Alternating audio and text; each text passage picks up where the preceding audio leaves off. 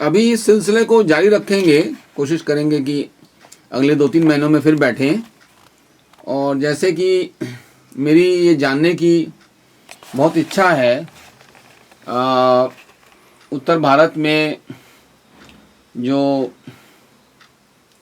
माले का जो निर्माण हुआ, जो पार्टियां बनी, कैसे काम होता था, और किस तरह से धीरे धीरे एक तिनका जोड़ जोड़ जोड़ के चीज़ें बनी, तो उस पूरे घटनाक्रम के भी आप मतलब सहयात्री रहे हैं। हाँ, बहुत शुरू से ही। हाँ, और उसको भी तो अभी तो यह है कि ये बहुत ही क्या कहें कि बदतमीजी वाली कार्रवाई थी कि आए और बैठा के रिकॉर्ड कर लिया, किसी और काम के लिए आए। लेकिन अभी कोशिश करेंगे कि जल्दी कुछ बातचीत हो, क्योंकि वो नहीं तो वो वाकई में भूल भी जाता है आदमी। सही। तो बहुत सारी चीज़ें जो हैं,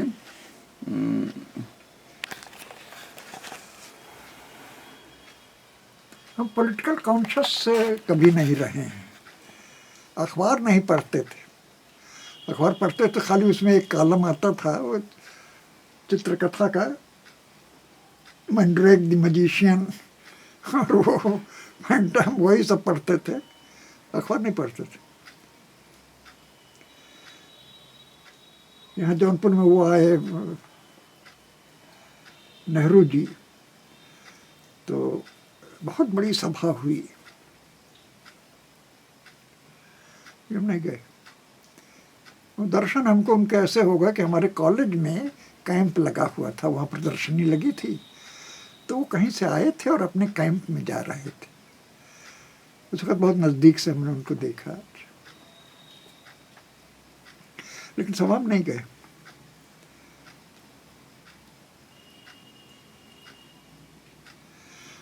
हम पॉलिटिकल कॉन्शियस हमको नक्सलबाड़ी की घटना ने बना दिया। क्या बात है कि सैकड़ों आदमी जान देने पे तुले हुए हैं, क्या हो रहा है।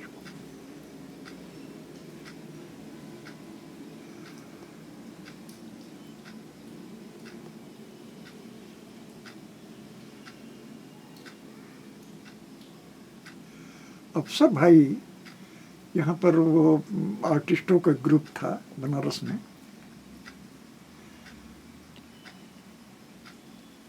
विभास, करुणा और ये और कंचन। कंचन हालांकि पेंट नहीं करते थे, पत्रिका निकालते थे, आमुख। तो वहाँ पर ये जहाँ बैठते थे हम, ए रेस्तरां लक्सा रोड पर, वहाँ सब तरह के लोग थे, समाजवादी भी थे, सीपीआई के लोग भी थे, माने आरएसएस छोड़ सब तरह के लोग वहाँ इकट्ठा होते थे, कांग्रेसी भी थे। तो वहाँ पर लोग बहुत निंदा के दृष्टि से नक्सलबाड़ी की घटना का जिक्र करते थे। तो हमको ये समझ में आया कि ये सब दुष्ट हैं, गंदे बेकार के लोग हैं, और ये अगर किसी की बुराई कर रहे हैं तो ज़रूर वो अच्छा होगा। इस निगेटिव लॉजिक से हम अट्रैक्ट हुए। तो किसी से पूछें तो अनफ शनफ जवाब देते थे लोग। एक दोस्त थे परमा, कहें अरे काहे परेशान हो, हम तुम्हें बतावें, एक तो कहावत बहुत मशहूर है कि हुज्जते हिकमत चीन हुज्जत बंगाल। तो ये हिकमत चीन और हुज्जत बंगाल है। फिर जब अफसर भाई से हमने ये सवाल पूछा तो वो बोले कि भाई कुछ नहीं है, मार्क्सिज्म लेनिनिज्म है। तो हमने कहा यार ये तो बाजार में किताबें हैं। फिर गए लाए। हालांकि मार्क्स और एंगल्स को हम पॉलिटिकल साइंस के स्टूडेंट थे तो एमएम कोर्स में हमने पढ़ा था, लेकिन जब दूसरी बार सिलसिले से पढ़ा तो फिर एकदम अपसाइड डाउन।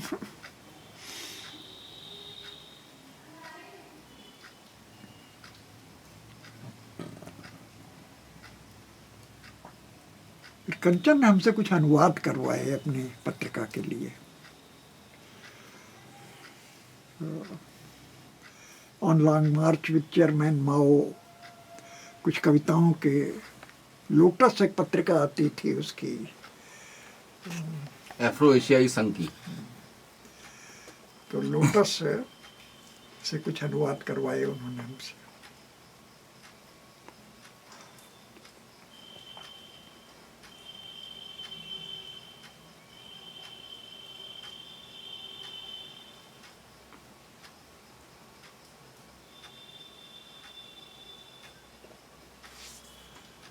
उस वक्त पार्टी अंडरग्राउंड थी, तो पार्टी आपको तलाश करती थी, आप पार्टी को कर नहीं सकते थे।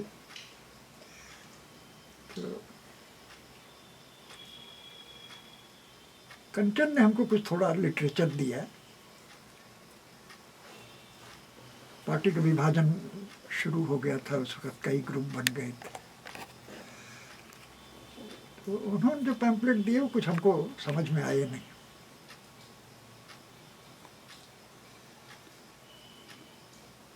फिर उसके बाद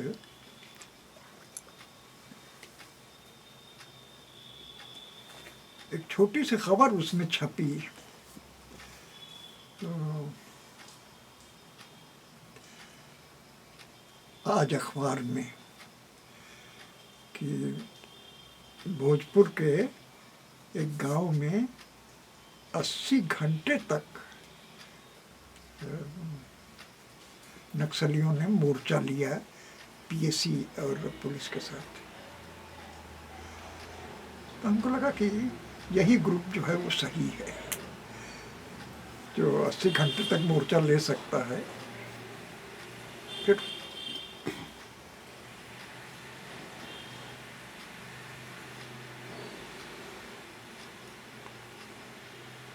कुछ थोड़ा अपना इधर उधर लिटरेचर मिलता रहा। जेपी ने फिर हमको पार्टी मेंबर बनाया। यही जो हमारा बेडरूम है उसमें हम 3-4 लोगों ने तो फॉर्म नहीं भरा जाता था, झंडा लेके शपथ।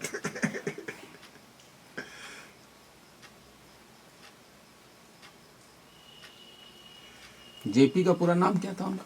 जयप्रकाश, अच्छा जयप्रकाश राय। अच्छा। उसमें पहले पार्टी की नीति भी नहीं थी। फिर हुआ कि थोड़ा विस्तार किया जाए, तब उस सिलसिले में फिर हम लोग आए।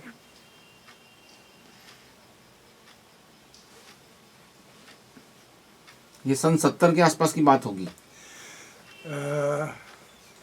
नहीं, और बाद में।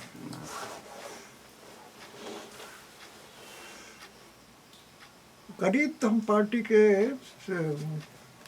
एडमिट करने गए थे बनारस में, तो वहीं सुना और उसी वक्त आ गए थे। लेकिन मेंबर हम बने हैं 80 वगैरह।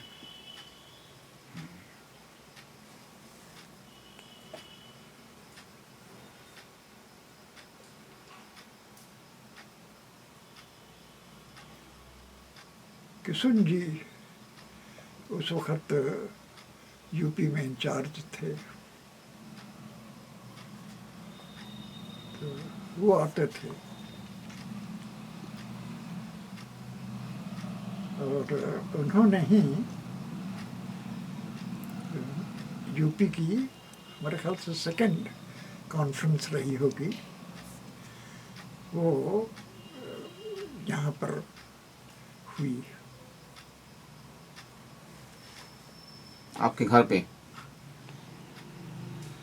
कॉमरेड बीएम थे, गोपाल जी उस समय स्वयंसेवक के रूप में आए थे, गोपाल प्रधान।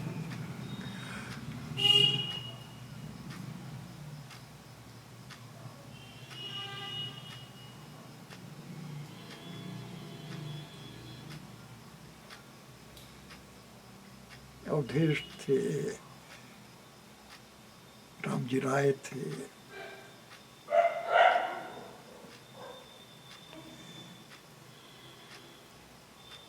एक डॉक्टर कानपुर के थे, नाम हमको भूल रहा है, वो और उनकी पत्नी।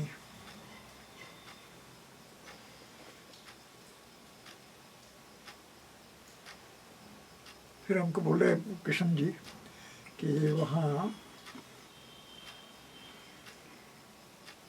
कॉन्फ्रेंस हो रही है,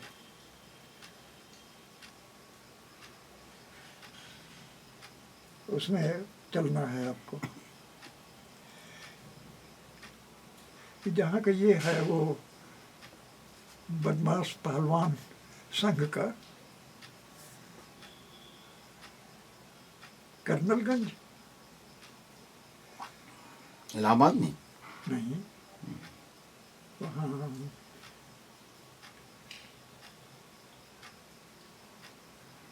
बलिया में।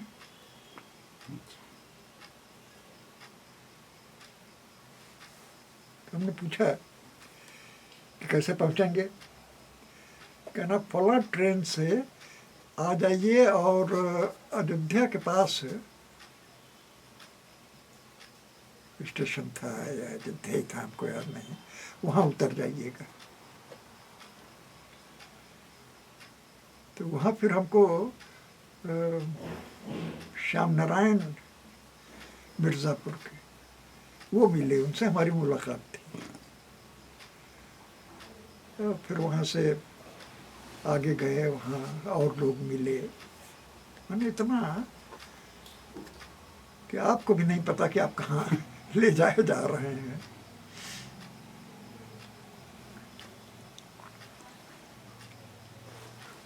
वहाँ व्यवस्थापक लोगों से किशन जी बोले कि इनको एक लोटा चाय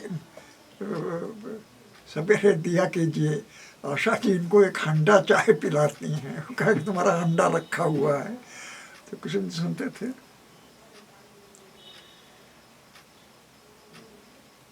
साढ़े 3-4 बजे सब लोग परेड करते हुए जाते थे लैट्रिन के लिए खेतों में। तो हमने कहा हम इतने सवेरे नहीं जा सकते। तो कहें चलिए आपको फिर और व्यवस्था की जाएगी। तो जहाँ मीटिंग हो रही थी उसके नीचे एक पोखरी जैसी थी, चाय वाय पी के हम जाते थे।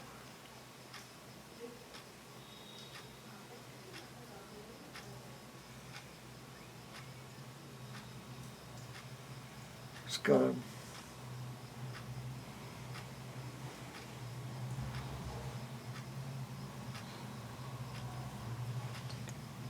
लखनऊ में हमको याद है कि कॉन्फ्रेंस हुई थी। उस समय पार्टी धीरे धीरे खुलना शुरू हुई थी, पूरी तरह से नहीं खुली थी।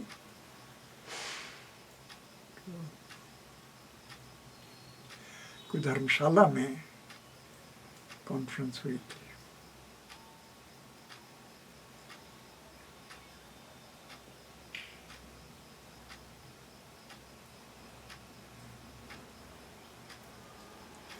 नंबर पढ़ने के पहले से हम वो बनारस में महेश्वर आते थे और इलाहाबाद से राम जी और प्रधान जी, ये सब लोग खूब बात बहस, और हम लेटे अपना चुपचाप से सुनते रहते थे।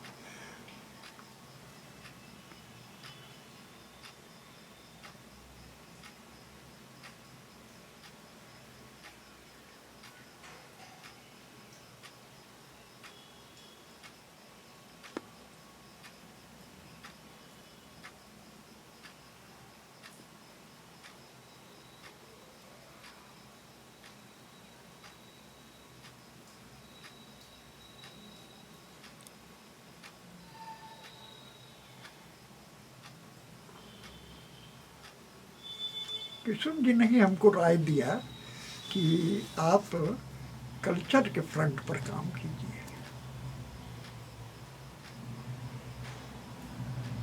और जौनपुर जो तो एक बहुत पुराने कम्युनिस्ट थे, उन्होंने हमसे कहा कि मिडिल क्लास में मत काम कीजिए, बुनियादी वर्गों में जाइए। और हम समझते हैं कि ये एक तरह से गलत फैसला था, क्योंकि इसी वजह से जौनपुर में पार्टी नहीं खड़ी हो पाई। कल्चर पे हम लोगों ने बड़ा काम किया, बहुत काम किया, एक पहचान बन गई थी जौनपुर में। हाथ से लिखे हुए पोस्टर अबरी कागज पर, पतंगी कागज पर, देखते ही लोग समझ जाते थे कि जश्न का कोई प्रोग्राम है। तो कहाँ हो रहा है, क्या हो रहा है? कि नहीं, ऐसा कोई प्रोग्राम नहीं। कहा नहीं, हम पोस्टर आपका देखे तो पता चला कि किसी ने और अबरी पेपर पर बना के छापा था। नाटक बहुत किए हम लोगों ने। अपल जी के नेतृत्व में, अपल जी वहाँ से आए थे, तो हमारा वो जामिया से यहाँ नाटक की टीम बनी, परचम। जामिया से नहीं, हमारे ख्याल से उससे पहले ही से अलीगढ़ में था, तभी से।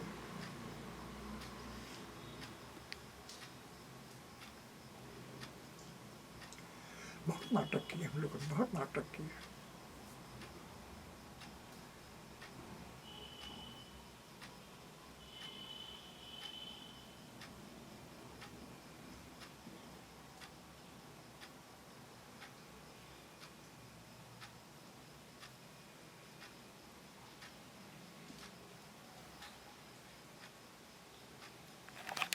अब तो बस यादें रह गई हैं।